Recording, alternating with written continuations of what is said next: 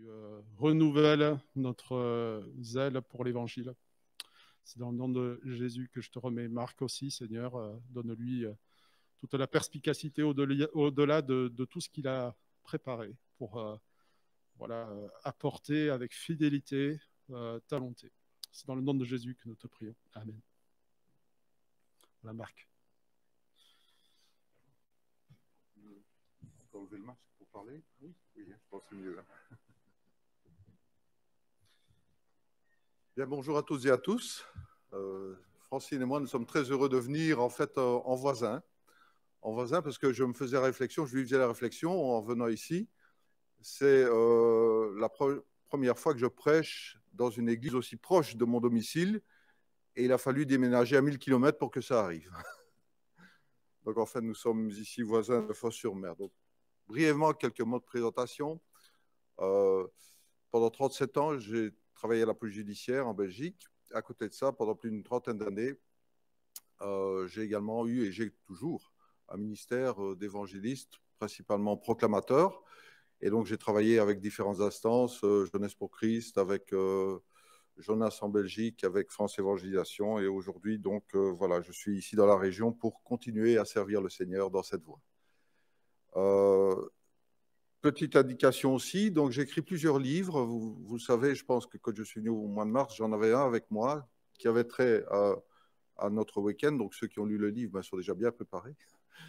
Mais j'écris d'autres livres qui ont une vocation plutôt de s'adresser aux gens qui ne connaissent pas l'Évangile.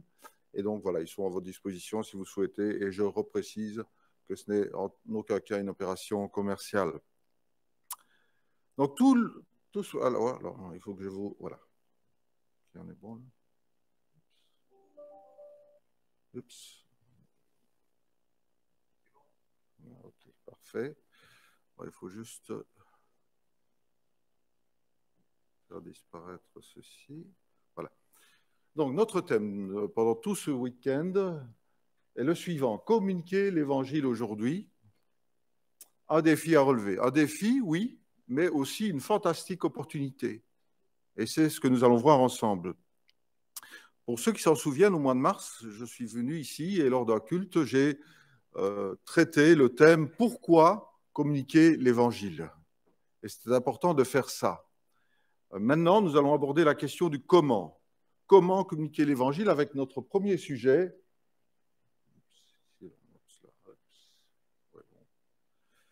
Alors, déjà, petit problème parce que la commande ne fonctionne pas.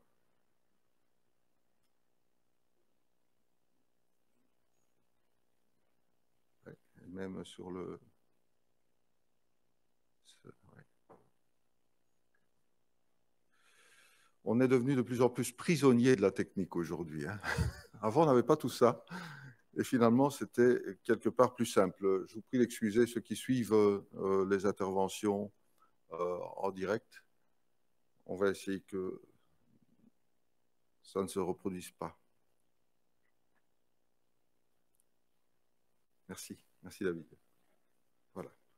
Donc, notre premier sujet de ce matin, alors je serai légèrement plus long ce matin, et puis vous allez voir au fur et à mesure de la journée, je serai de plus en plus court. Donc, comme ça, quand vous êtes bien éveillés, on va en profiter. Notre communication de l'Évangile est-elle biblique? Et en introduction, j'aimerais bien faire une remarque. Vous aurez entendu que je ne parle pas d'évangélisation. Vous m'entendrez très peu dire ce mot qui pourtant a été dit et redit pendant des décennies et bien plus dans nos églises. Pourquoi? Parce que le mot évangéliser aujourd'hui a pris une connotation très négative.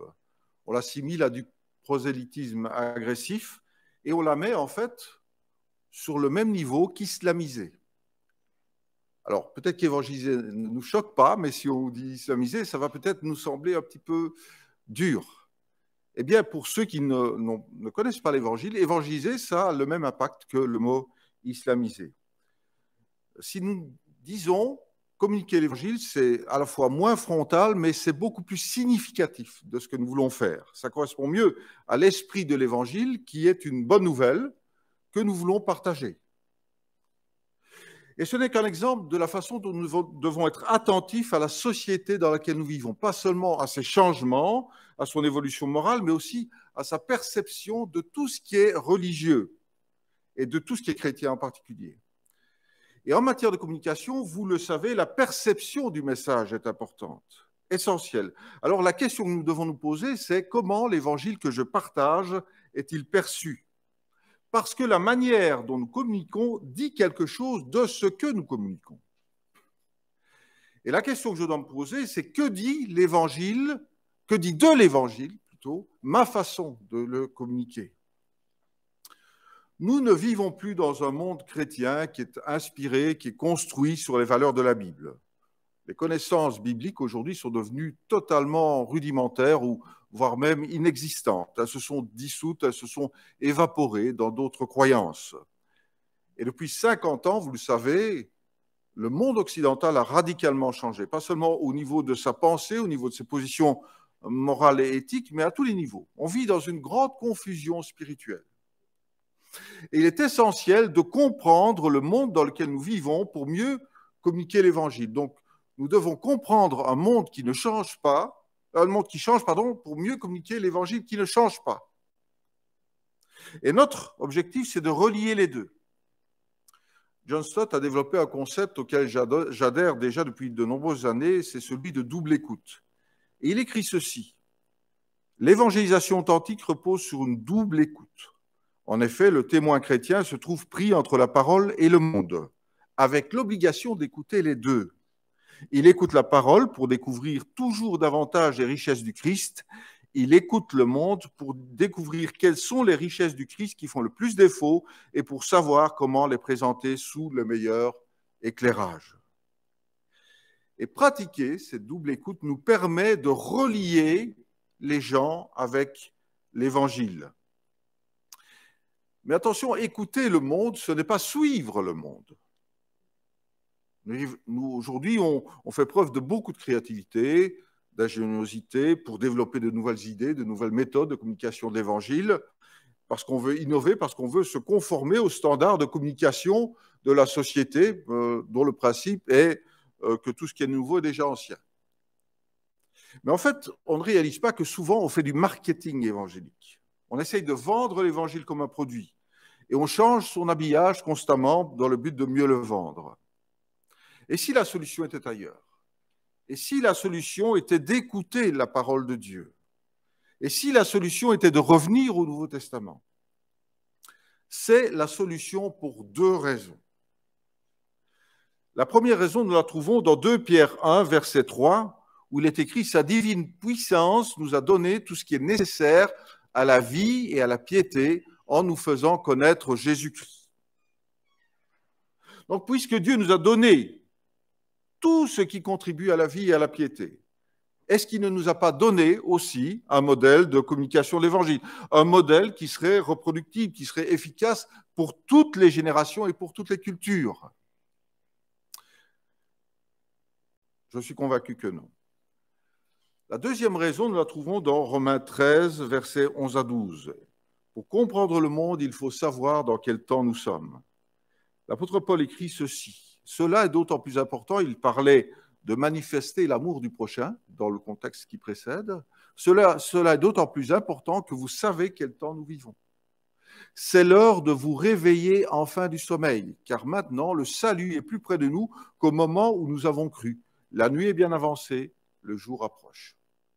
Alors vous savez comme moi que nous n'avons jamais été aussi proches de rencontrer Dieu, que ce soit par son retour ou par notre mort. Mais c'est intéressant, l'apôtre Paul dit, vous savez en quel temps nous sommes, maintenant le salut est plus près de nous qu'au moment où nous avons cru. Et c'est vrai en période de Covid aussi. C'est vrai à toutes les époques et c'est vrai à notre époque aussi. Pourquoi est-ce que c'est vrai dans la période que nous vivons? Parce que les gens, vous savez, ils sont perturbés, ils sont angoissés, ils n'arrêtent pas de le dire, on le voit dans les médias. Ils sont angoissés par... Et alors, cette angoisse est quelque chose de négatif, mais il y a le positif aussi qui va les amener à se poser les questions existentielles qu'ils avaient enfouies depuis longtemps. Vous savez en quel temps nous sommes, mais est-ce que nous savons en quel temps nous sommes? les spécialistes ont qualifié notre société de monde néo-païen post-chrétien. Et si on y réfléchit, cette société néo-païenne post-chrétienne est assez similaire à celle que les apôtres ont connue au moment de la première Église. Ce à quoi ils étaient confrontés, c'était une société païenne pré-chrétienne. Vous voyez, donc nous, on est dans un monde néo-païen post-chrétien et eux, ils étaient dans un monde païen pré-chrétien. Si les deux époques présentent des similitudes, les réponses apportées doivent aussi être similaires. Et le modèle de Jésus et de la première Église est particulièrement adapté pour aujourd'hui. Je suis convaincu que le modèle du Nouveau Testament est ce qu'il y a de plus adapté dans la société de notre époque, comme à chaque époque. Le problème ne vient pas du fait que le monde se soit écarté de la Bible, mais que l'Église s'est écartée de la Bible. Alors, dans ce premier exposé, je ne ferai qu'ébaucher certains principes. Je ne sais pas aller dans le détail, et ce n'est pas le but non plus. Il a fallu faire des choix aussi pour le cadre, le format de ce week-end. J'ai sélectionné donc 4 sujets qui vous ont été rappelés ce matin, mais tout est largement développé, et bien plus encore que ce que je vais pouvoir dire dans mon livre « Communiquer l'Évangile aujourd'hui ». Alors, voilà, si vous l'avez lu, c'est très bien. Si vous n'avez pas encore lu, c'est peut-être l'occasion de le faire. Alors, je vous encourage vivement à le lire. Le passage biblique qui synthétise le mieux le modèle biblique se trouve dans les Actes des Apôtres, au chapitre 20, au verset 17 à 27. Et je vais le lire avec vous. Puisqu'il va s'afficher à l'écran, je vais le lire aussi sur l'écran. Il s'agit en fait de la dernière rencontre de l'apôtre Paul et des anciens d'Éphèse. Et devant ces anciens, Paul va faire en quelque sorte le bilan de son ministère. Et nous lisons ceci. Cependant, de Milet, Paul a envoyé chercher à Éphèse les anciens de l'Église.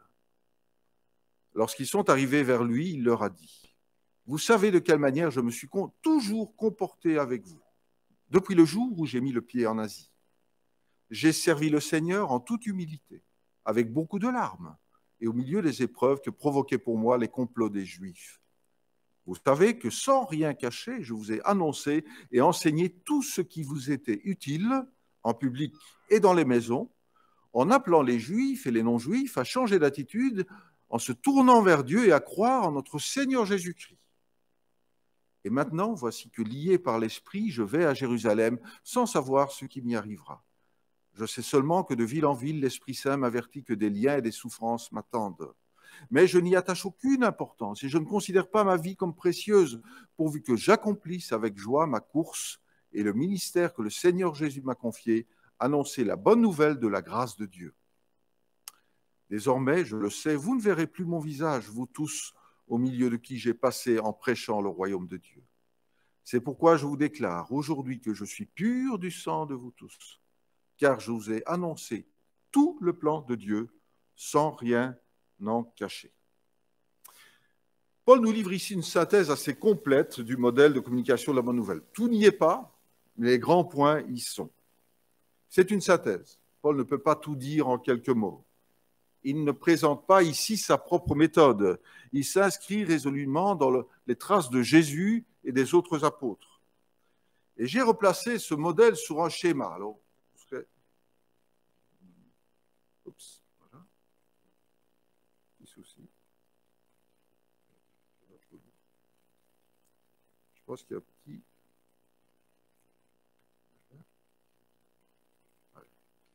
Donc j'ai replacé ce... j'ai replacé ce modèle sur un schéma donc qui apparaît ici. Petit souci là quand même. Ok. Excusez-moi, mais il saute là. Oui. Je pense qu'il y a un problème de connexion avec les piles. Bon, on va essayer de... Je suis désolé, hein, ça se fait tout seul, je ne touche à rien. Voilà, ça va un petit temps, et puis ça... Je vais essayer par là, non.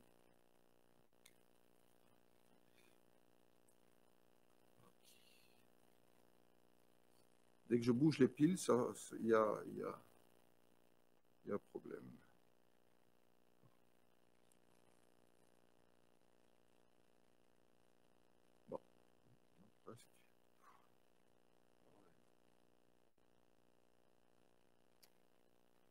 vraiment un problème de connexion. Je suis désolé, mais oui, écoute. Le mieux, ouais. Peut-être ça sera d'utiliser. Oui, mais même. Alors là ça ne fonctionne pas. C'est ça le souci. Je pense. Ouais, je prends le temps, mais. Tu vois. Bon, voilà. Vous voyez, je ne touchais à rien en plus. Ouais. Ouais. Vraiment un petit souci. Hein. Relancer si tu veux. Oui. Bon, je vais quand même essayer d'avancer un petit peu. Donc, simplement pour vous dire, ne vous tracassez pas si vous n'arrivez pas à lire le schéma au tableau, là, sur l'écran. Vous avez le schéma à la fin du livre, donc, qui est vraiment la synthèse de tout. Voilà. Donc, le schéma, le voilà. Première chose. Donc, sur ce schéma, vous avez l'ensemble du modèle biblique et vous le verrez à la fin du livre. Et, excusez-moi, mais on est vraiment embêté par ça. Qu'est-ce qu'on distingue dans ce modèle? Tout d'abord, on distingue 6 clés. 6 principes clés sur lesquels l'apôtre Paul a construit son ministère de communicateur de l'Évangile. Premièrement, l'intégralité. Deuxièmement, l'équilibre. Troisièmement, la complémentarité. Quatrièmement, la contextualisation. Cinquièmement, l'engagement personnel. Et sixièmement, l'engagement communautaire. Alors, pour vous expliquer la méthodologie, nous allons d'abord examiner d'une manière générale le modèle et puis nous allons zoomer sur chacune de ces parties et aller de plus en plus dans le détail. Ne vous tracassez pas, si vous ne retenez pas quelque chose, ça va revenir régulièrement et vous comprendrez les applications. Donc il y a 6 clés en fait qui encadrent le modèle biblique. Oups, c'est pas là, ça va trop vite. Voilà. 6 clés qui encadrent le modèle biblique. Et vous voyez que ça encadre vraiment, les principes sont au-dessus et sur les côtés. Et disons quelques mots de chaque principe avant d'aller plus loin. L'intégralité, tout d'abord. L'intégralité, on le trouve donc sur la gauche, s'il veut bien. Non, je vais trop loin. Voilà, sur la gauche du schéma. L'intégralité de vie. Dans le texte de Paul, on trouve ça, une intégralité de vie. Paul dit qu'il s'est conduit le premier jour. Vous avez vu la manière dont je me suis conduit. Il parle des paroles qu'il a communiquées. Donc, il y a cette intégralité de vie entre conduite et parole. On va revenir sur tout ça. Puis, il parle d'une intégralité de méthode. Paul parle de la proclamation, de la conversation, versets 20, 24, 25 et 27. Il présente une intégralité du message. Il dit tout l'évangile, sans rien cacher de ce qui est nécessaire et utile au salut. Et il répète cela à plusieurs reprises dans les versets 20, 21 et 27. Il nous montre aussi une intégralité de lieux, dans les maisons et dans les lieux publics. Et puis on peut ajouter, parce que tout le ministère de Paul le montre, une intégralité de personnes. Et Paul a toujours été accompagné par des serviteurs de Dieu dans ses déplacements missionnaires. Donc, premier point, l'intégralité. Deuxième point, l'équilibre. Deuxième clé, pardon, l'équilibre. Si la communication de l'apôtre Paul est intégrale, elle est aussi parfaitement équilibrée. Et on observe par exemple cet équilibre entre ses actes et ses paroles, entre ses méthodes de communication. Dans le contenu de son message, il parle de foi et de repentance, dans l'utilisation des lieux publics, qui sont religieux ou privés ou publics, entre le travail qu'il accomplissait lui-même et celui qu'il déléguait à ses coéquipiers. Et puis, il n'y a pas seulement un équilibre, il y a aussi beaucoup de complémentarité. Paul ne se satisfait pas d'un type de personne, d'un type de méthode, non. Il pratique lui-même, d'ailleurs, plusieurs méthodes. Il a plusieurs casquettes, plusieurs ministères. Il est apôtre, il est enseignant, il est évangéliste. Il endosse chaque costume au moment opportun pour accompagner une personne ou bien une foule entière, même vers Christ. Quatrième clé, la contextualisation. L'exemple le plus frappant de contextualisation, c'est le discours de Paul à Athènes sur l'aréopage. tout au long de son ministère, l'apôtre Paul va évoluer dans des contextes géographiques, culturels, religieux, totalement différents, avec une parfaite maîtrise. Et nous connaissons tous sa célèbre formule dans 1 Corinthiens 9, 22 à 23, « Je me suis fait tout à tous, afin d'en sauver de toute manière quelques-uns. Je fais cela à cause de l'Évangile. » Francis Schaeffer écrit « À toutes les époques, les chrétiens ont à faire face au même problème. Comment s'exprimer de manière à être compris ?» Et c'est encore plus difficile aujourd'hui. 5e clé, l'engagement personnel. L'apôtre Paul évoque ce qu'il a accompli personnellement. Quand on lit ce texte, nous lisons « Je me suis toujours comporté, j'ai servi, je vous ai annoncé et enseigné en appelant, en prêchant. » Est-ce que Paul se vante? Non, pas du tout. Tout ce qu'il a accompli, il a fait en Christ son modèle. Et à côté de ses succès, le même texte nous montre que Paul a fait tout ça avec larmes, au milieu des épreuves. Il veut souligner le fait que communiquer l'Évangile, c'est d'abord un engagement personnel. Un engagement qui fait suite à une réelle conversion à Jésus-Christ. Et 6e clé, l'engagement communautaire. Et lorsqu'il résume son action aux anciens de l'église d'Éphèse, il leur rappelle leur responsabilité individuelle, collective, sur le troupeau dont le Saint-Esprit leur a confié la responsabilité en les confiant à Dieu au message de sa grâce. Acte 20, 32. Et Paul souligne le rôle primordial de l'église dans son ensemble. Et c'est une dimension que nous perdons souvent de vue. Le modèle biblique, en fait, il mobilise chaque chrétien dans un engagement, mais qui est un engagement joyeux, cohérent, un engagement communautaire. C'est ça qui fait la beauté du modèle. Il est pour tout le monde. Pour tout le monde. Et il donne de l'Église une image dynamique, exactement comme au début de l'Église, comme celle des premiers chrétiens qui gagnaient la faveur de tout le peuple. Acte 2, 47, ils louaient Dieu et avaient la faveur de tout le peuple. Et le Seigneur ajoutait chaque jour à l'Église ceux qui étaient sauvés. Je vous propose de développer le modèle biblique en partant du principe de la clé d'intégralité. Et on va y associer les autres clés de façon transversale. Et pour chaque élément, nous allons parler de la base biblique, de son explication et de ses applications. L'intégralité de vie, tout d'abord. On a perdu quelques dias en chemin, mais bon, on va essayer de se débrouiller. L'intégralité de vie, tout d'abord. Et ça nous permet de poser les deux piliers de la communication de l'Évangile, la démonstration et l'explication. Nous savons tous que notre vie doit communiquer autant que nos paroles. C'est un grand principe, on le sait. L'Évangile doit être incarné dans nos vies. On doit dire l'Évangile et montrer l'Évangile. Mais de quelle façon? Et dans quel ordre? Lorsque Jésus a débuté son ministère, les premiers mots qui nous ont été rapportés dans l'Évangile de Jean, c'est une question. Il était suivi par 2 disciples de Jean-Baptiste et il leur a posé une question. Quelle question? La plus fondamentale des questions. Que cherchez-vous? Et lorsque les disciples ont répondu, Jésus leur a dit, et lorsqu'il a vu, il a discerné chez ses disciples un intérêt spirituel. Il leur a dit, venez et voyez. Nous trouvons ça dans Jean 1,38 et Jean 1,39. Et Philippe, l'un des apôtres, a tout de suite compris le concept.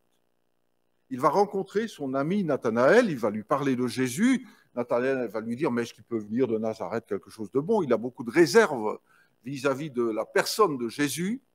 Et que fait Philippe? Simplement, il lui dit, viens et vois. Viens et vois. Donc la toute première approche de Jésus et puis de ses disciples, c'est venez et voyez et viens et vois. Et c'est le premier pilier de la communication de l'Évangile, la démonstration de l'Évangile. Bien sûr, l'explication de l'Évangile est quelque chose d'important et elle doit suivre, elle doit accompagner. C'est le deuxième pilier. Et la séquence que propose Jésus est intéressante. Paul a fait exactement la même chose.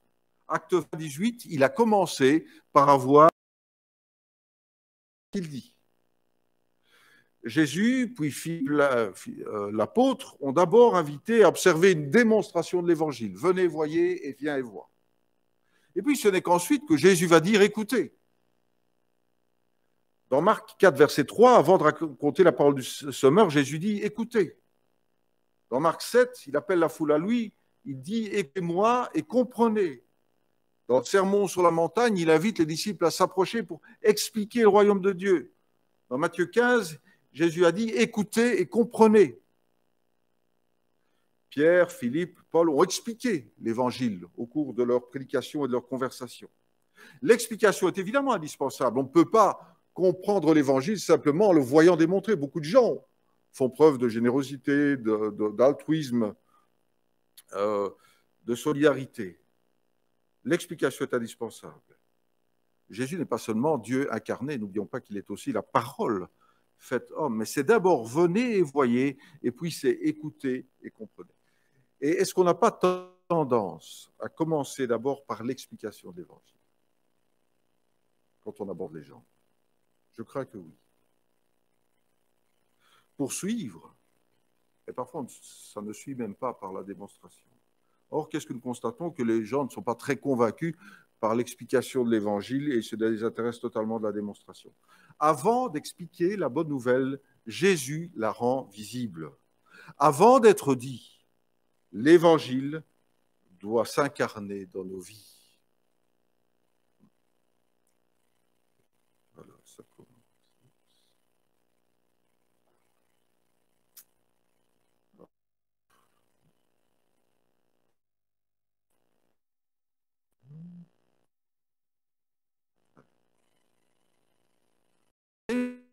Démonstration, comme vous le voyez, l'évangile. Il a guéri, il a nourri, il a consolé, il a accueilli, il a délivré, il a démontré que Dieu répondait à tous les besoins de l'être humain. Ce que les gens voyaient en Jésus leur donnait envie de le suivre et de l'entendre. Zacharias disait, nous vivons dans une génération qui écoute avec ses yeux et pense avec ses sentiments. S'ils ne peuvent pas voir l'évangile en vous et moi, ils ne vont pas être convaincus parce que vous et moi essayons de leur présenter. Alors une question à nous poser est la suivante, sommes-nous une démonstration de l'évangile? Personnellement, collectivement? Ce que les gens voient en moi, ce que les gens voient dans mon église, est-ce que ça leur donne envie d'écouter Jésus, de suivre Jésus, de connaître Jésus? L'intégralité de méthode après l'intégralité de vie. Selon mon analyse, le Nouveau Testament propose 4 méthodes génériques de communication de l'Évangile. Et j'insiste bien sur le mot générique. Ce ne sont pas des choses à appliquer, à reproduire directement. Ce sont des cadres dans lesquels nous pouvons nous inscrire. Et on peut en fait regrouper ces méthodes en 2 catégories qui se placent sur les 2 piliers que nous avons vus, la démonstration de l'Évangile et l'explication de l'Évangile. Dans la démonstration de l'Évangile, nous trouvons l'action, qui est l'action compassionnelle, notre présence au monde, notre intérêt concret pour les autres, et le rayonnement communautaire, qui est le témoignage collectif de l'Église, qui est l'influence que nous pouvons avoir en tant que famille spirituelle sur le monde qui nous entoure. Et puis, sur le pilier l'explication de l'Évangile, nous avons la proclamation, qui est l'explication publique de l'Évangile, et la conversation, qui est l'explication privée, personnelle de l'Évangile. On se reporte encore au schéma, c'est sur cette ligne-là que ça apparaît. Toutes les formes de communication de la bonne nouvelle découlent de ces 4 méthodes génériques bibliques. Ils rompaient le pain dans les maisons et prenaient leur nourriture avec joie et simplicité de cœur. Acte 2, 46. Paul a annoncé et enseigné l'Évangile en public et dans les maisons, et même dans les synagogues, comme nous le lisons dans Acte 13. Donc c'est très important de ne négliger aucun lieu, que ce soit privé, public ou religieux. Le monde dans lequel nous vivons a soif de communauté, de vraie communauté. Et la communion authentique, c'est la réponse biblique à la solitude et aux cœurs qui sont complètement vides d'amour. L'application de cela, c'est d'adapter le temple à la vision. adapter le temple à la vision et pas l'inverse. Notre réflexion, en fait, doit porter sur la vision de l'Église et ça va guider les choix stratégiques en matière de locaux et en matière d'utilisation des locaux. Vous avez un fantastique local, un fantastique temple ici, mais la parole de Dieu nous montre aussi comment les utiliser. Et puis, il faut aussi ouvrir nos maisons, parce que la communion fraternelle que nous entretenons dans le temple doit avoir un prolongement dans les maisons. Et les maisons doivent être ouvertes comme le temple. Parce que les maisons sont souvent le sas d'entrée du temple, parce que nous avons des contacts avec des gens, les voisins, les connaissances, les collègues. Mais avant de les amener à l'église, parce qu'ils n'ont pas forcément envie d'entrer dans une église, ben nous les invitons dans un groupe de maisons, qui devient en quelque sorte le sas d'entrée du temple. Le livre des Actes nous rappelle l'importance de développer les groupes de maisons. Alors je ne vais pas m'attarder là-dessus. Les 4 axes des groupes de maison se trouvent dans Acte 2, 42, tout ça est largement développé aussi dans le livre, mais je voudrais rappeler que Christian Schwartz, qui est celui qui a analysé des milliers d'églises en Europe et dans le monde, a dégagé 8 critères de qualité pour les églises qui grandissent, et il a décrit ceci: le principe le plus important est la multiplication des groupes de maison. Pour la croissance. Pas seulement pour faire du bien aux chrétiens. Dernière méthode générique, l'action, toujours dans la démonstration de l'Évangile. Et ce qui est visé ici, on l'a dit tout à l'heure, c'est l'action compassionnelle. Ça peut se traduire par une action sociale, humanitaire, psychologique, médicale, soutien quelconque. Mais c'est une méthode, nous allons voir, à vivre de manière authentique. Ce n'est pas un piège à perdu que nous mettons en place, hein, si vous voyez ce que je veux dire. Il ne faut pas aimer, il ne faut pas servir les gens de manière calculée. Il faut le faire de manière désintéressée. Aimer et servir, c'est une fin en soi. Ce n'est pas un moyen. Vous voyez ? La parole de Dieu ne nous dit pas de nous servir de l'amour pour amener les gens à Christ, mais d'aimer les gens, et on verra pourquoi. Et Jésus lui-même a toujours associé d'ailleurs l'action à la proclamation ou à la conversation. Et à travers ces miracles, il ne voulait pas démontrer seulement qu'il était Dieu, c'était nécessaire pour cela aussi. Mais il voulait démontrer qui est Dieu. Vous voyez ? Il voulait démontrer l'amour de Dieu pour chaque être humain. Comment convaincre les gens que Jésus s'intéresse à eux si nous ne faisons pas quelque chose pour eux ? Alors, si le ministère de la proclamation n'est pas accordé à tout le monde, les 3 autres méthodes génériques peuvent être appliquées par tous les chrétiens sans distinction. Et ça nous amène à l'intégralité des personnes. Et j'ai presque fini. C'est encore, et je passe sur le schéma, c'est encore le principe d'intégralité, d'engagement personnel qui s'applique, comme vous le voyez sur le schéma. Dans le Nouveau Testament, nous voyons que chaque chrétien est engagé à son niveau de capacité et de don. Michael Green écrit dans l'évangélisation dans l'Église primitive, il dit « L'une des caractéristiques les plus remarquables de l'évangélisation primitive fut l'engagement de toute l'Église dans cette œuvre. Elle n'était pas l'apanage d'une minorité de chrétiens zélés ou d'évangélistes officiellement désignés. L'évangélisation était la prérogative et le devoir de chaque membre de l'Église. » 2 fonctions, en fait, se trouvent dans le Nouveau Testament. Ce sont les fonctions de témoin et d'évangéliste. Ce sont des fonctions et des rôles complémentaires. Mais bien souvent, on met les évangélistes sur un piédestal, alors que ce ne sont que des serviteurs, comme les autres. Et on néglige le rôle des témoins. Et il ne faut pas minimiser le rôle des témoins. Moi, je le sais, j'ai entendu des centaines de témoins au cours de ma carrière d'enquêteur à la PJ. Le rôle d'un témoin est important, il est même capital, et c'est souvent avec eux qu'on arrive à mettre en évidence la vérité. Pourquoi ? Parce qu'on demande au témoin de raconter tout ce qu'il a vu et entendu. C'est ça qu'on demande au témoin. On ne demande pas forcément au témoin d'expliquer tout l'évangile, ça c'est le rôle de l'évangéliste, mais le témoin il peut faire au moins 3 choses. Il peut démontrer l'évangile par sa vie, il peut expliquer ce que Jésus-Christ a fait pour lui, parce que chaque chrétien, et si nous ne sommes pas chrétiens, nous ne sommes pas capables de le faire, doit expliquer ce qu'il était avant de rencontrer Jésus-Christ et après avoir rencontré Jésus-Christ, et ce qui a amené ce changement. Et enfin, il peut dire aux personnes autour de lui, venez, voyez, il va conduire quelqu'un vers l'évangéliste qui pourra lui dire « Écoutez, comprenez » qui donnera l'explication de l'Évangile. Chaque chrétien a un rôle à jouer dans la communication de l'Évangile, comme nous allons le voir. Et tout à l'heure, David a dit « Nous ne sommes pas venus ici pour recevoir des informations. » Il a dit « Nous sommes venus ici pour une formation. » Non, pas tout à fait. Nous sommes venus ici pour une transformation. Nous sommes venus ici pour être transformés par la parole de Dieu. Enfin, dernière clé, la contextualisation.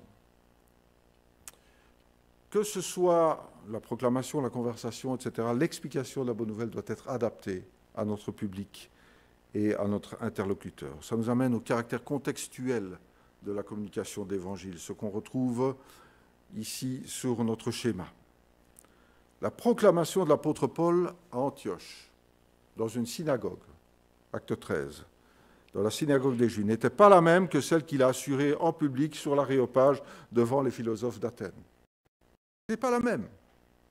Et on doit adapter notre communication sans pour autant altérer l'Évangile. Mais il y a plusieurs manières d'entrer dans l'Évangile, n'est-ce pas? Rappelons-nous que le défi, c'est de communiquer l'Évangile qui ne change pas dans un monde qui change. Avec les Juifs, Paul se référait constamment à l'Ancien Testament. Avec les Grecs, philosophes, stoïciens, épicuriens, ou avec les païens idolâtres, il leur présentait le Dieu créateur, le seul vrai Dieu. Et il partait des références connues de ses auditeurs, la poésie, la religion, etc. Et ça, c'est un principe pédagogique que vous connaissez, partir du connu vers l'inconnu, et nous verrons que d'autres l'ont appliqué aussi. Notre langage, notre vocabulaire doit être ajusté, parce qu'on parle un langage qui est totalement hermétique aux non-croyants. On ne s'en rend pas compte, mais c'est comme ça. Ce qui est évident pour nous, c'est totalement obscur pour eux. Toute l'expression communautaire de notre foi, la louange, la prière, le culte, l'enseignement, les chants, doit pouvoir être comprise par les non-chrétiens. Si c'est compris par eux, ce sera compris par les chrétiens. La conclusion. Nous avons dit qu'il y a une similarité des époques entre ce qu'ont connu les apôtres et ce que nous connaissons aujourd'hui. Jésus est entré dans un monde qui ne le connaissait pas et nous vivons dans un monde qui ne le connaît plus. Et nous sommes chacun à une extrémité de l'ère chrétienne. Eux étaient au début, nous sommes à la fin. Et comme les premiers disciples, nous avons à vivre dans une société non chrétienne et païenne. Alors cherchons simplement à reproduire le modèle de Jésus et de ses disciples.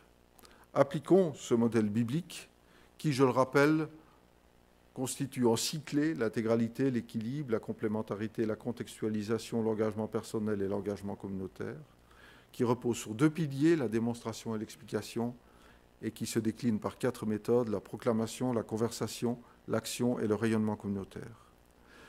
Communiquer l'Évangile, ce n'est pas une activité parmi d'autres. Et c'est aussi une erreur qu'on fait. Toi, tu t'occupes de la communication de l'Évangile, moi je m'occupe de la mission, moi je m'occupe de tout ce qui est social. Non, la communication de l'Évangile, ce n'est pas une activité au milieu, à part des autres, une activité au centre de toutes les autres. Communiquer l'Évangile, ce n'est pas développer l'une ou l'autre activité sans cohérence avec tout ce qui se passe dans l'Église.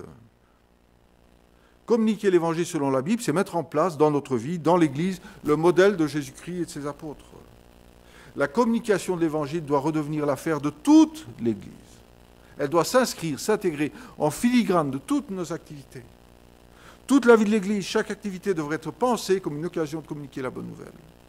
Chaque personne impliquée dans l'Église devrait réfléchir communication de la bonne nouvelle dans son service. Et les questions à nous poser sont celles-ci. Est-ce que le modèle du Nouveau Testament est correctement appliqué? Est-ce qu'il est appliqué dans son ensemble? Est-ce qu'il est appliqué dans ma vie et collectivement? Et ces questions sont reprises en bas sur le schéma. Alors je n'ai pu, et je vous prie de pardonner tous ces problèmes techniques que nous avons connus,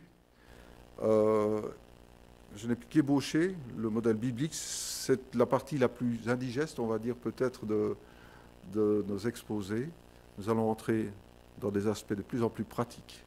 Et vous allez comprendre la beauté du modèle que nous pouvons appliquer. Je vous engage en tout cas à aller plus loin dans la découverte de ce modèle. Passons maintenant, si vous voulez bien, un temps de questions, puis on fera un petit break et puis on passera à l'étape suivante, si ça vous convient. Puisque la première question est toujours la plus difficile, passons directement à la deuxième. Attends, je vais essayer de reformuler. Donc, Marc-Henri a eu un contact avec un voisin qui il lui a parlé de l'espérance qu'il avait, de la vie éternelle. Le voisin lui a répondu, on verra plus tard. Et Marc-Henri nous dit, j'ai omis de lui parler de l'aspect, de la mauvaise nouvelle. Hein, donc, avec le Covid, tout à fait, oui. Ouais. Alors, voilà. Alors, tout d'abord, une première chose, Marc-Henri fait un aveu qu'on peut faire tous. Après coup, on se rend compte, j'aurais dû dire ça. On a tous raté les occasions et on a tous pas dit ce qu'il fallait. C'est pas grave. C'est l'œuvre du Saint-Esprit.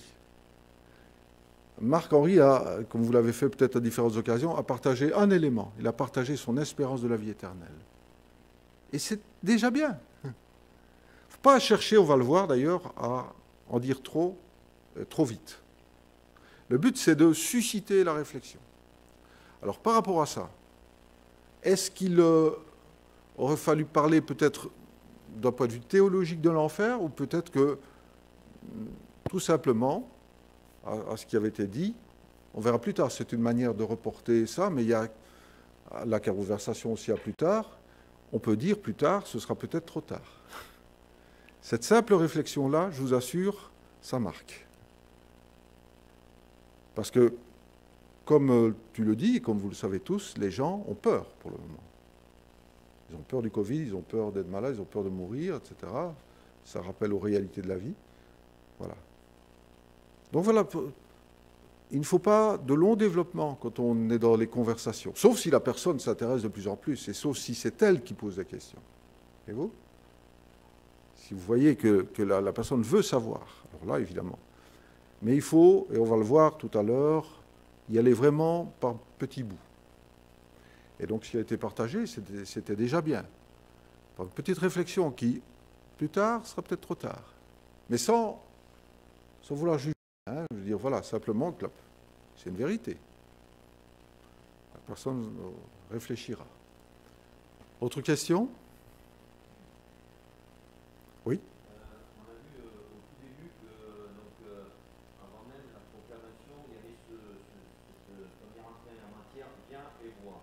Oui. Et ma question est la suivante. Aujourd'hui, dans notre société, dans notre Église, dans notre vie personnelle, est-ce qu'il y a quelques exemples qui peuvent nous servir de bien, c'est facile à dire, mais voir qu'est-ce qu'on va présenter personnellement et aussi en tant qu'Église?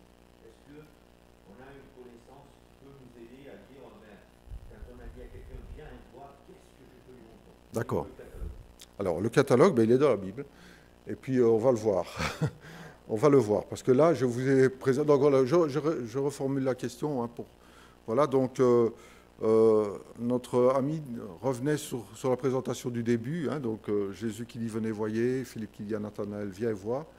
Et sa question était, mais qu'est-ce que nous pouvons montrer? Si nous invitons les gens à venir, qu'est-ce que nous pouvons montrer individuellement et collectivement? Eh bien, nous allons voir ça dans les exposés qui vont suivre de manière, j'espère, le plus pratique possible. Alors, je partagerai toute une série de choses qu'on a mis en place en Belgique, parce que avec le Covid, on a commencé à mettre des choses en place à Martigues, mais on n'a pas encore pu aller bien loin.